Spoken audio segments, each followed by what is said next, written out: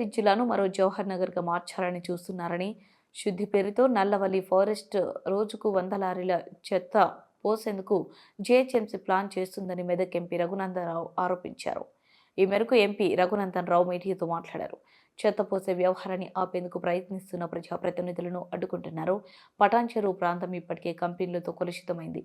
2015 అప్పటి ప్రభుత్వం దీనికి పర్మిషన్లు ఇచ్చిందని రెవెన్యూ అధికారులు చెబుతున్నారు. నల్లవల్లిలో చెత్త శుద్ధి పనులు ఆపకపోతే అధికారులకు భౌతిక దాడులు తప్పవు.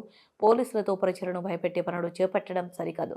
చెత్తకు హైదరాబాద్ రంగారెడ్డి అయిపోయింది, ఇప్పుడు సంగారెడ్డి మీద పడ్డారా అని రఘునందన్ రావు నిలదీశారు.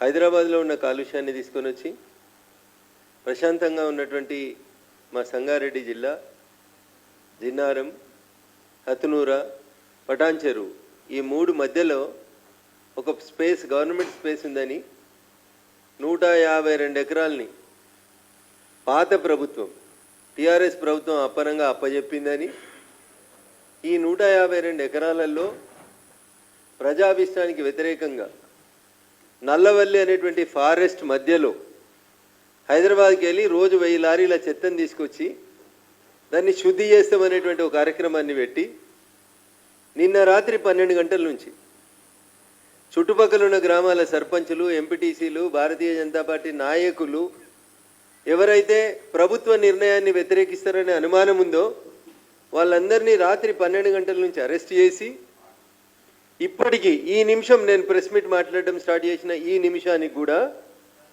సంగారెడ్డి జిల్లాలో ఒక పోలీస్ ట్రైనింగ్ సెంటర్ అని ఉంటుంది, చిద్రుప్ప అనే విలేజ్లో ఉంటుంది. ఆ చిద్రుప్ప విలేజ్ అవుట్స్కట్స్లో ఇప్పుడు ఈ నిమిషానికి 200 మంది గౌరవ ప్రజాప్రతినిధుల్ని, ఊర్లలోకి వెళ్ళి లీడర్లని రాత్రి 12 నుంచి తెచ్చిపెట్టి, అదైతే ఊరు బయట ఎక్కడో ఉంది అనేటువంటి ఒక ప్రదేశం అని చెప్పి తీసుకుపోయి అక్కడ పడేసి లారీలను పెట్టి, జేసీబీలను పెట్టి నల్లవల్లి ఫారెస్ట్ మధ్య లోపల పనిని ప్రారంభించారు జీహెచ్ఎంసీ మరియు మా సంగారెడ్డి జిల్లా రెవెన్యూ యంత్రాంగం. దీన్ని తీవ్రంగా ఖండిస్తూ ఉన్నాం. ఇప్పటికే మీ పుణ్యమాని జీహెచ్ఎంసీ తీసుకున్న తప్పుడు నిర్ణయాల పుణ్యమాని జవహర్ నగర్ అనేటువంటి ప్రాంతం ఒక రావణ కాష్టంలాగా మండుతుంది. ప్రజలు కాలుష్యంతో రకరకాలైనటువంటి ఇబ్బందులు పడుతూ ఉన్నారు. మా సంగారెడ్డి జిల్లా పటాన్ చెరువు, జిన్నారం, కాజిపల్లి, గడ్డపోతారం ఇట్లాంటి ప్రాంతాలన్నీ కూడా ఇప్పటికే రసాయన పరిశ్రమల కాలుష్యం వల్ల మా భూమి, నీరు అన్నీ కలుషితమైపోయి ప్రజలు కష్టపడుతుంటే హైదరాబాద్ చెత్త కూడా తీసుకొచ్చి మా కాలుష్యం లేస్తామని చెప్పి ఓ కొత్త పంచాయతీని అర్ధరాత్రి తీసుకున్నారా నిర్ణయం? పాత ప్రభుత్వం తీసుకుందా లేకపోతే ఇప్పుడున్నటువంటి రాష్ట్ర ప్రభుత్వం ముఖ్యమంత్రి రేవంత్ రెడ్డి గారు తీసుకున్నారా మాకు తెలియదు. కానీ నేను ఢిల్లీలో ఉన్నాను, పార్లమెంట్ నడుస్తూ ఉంది.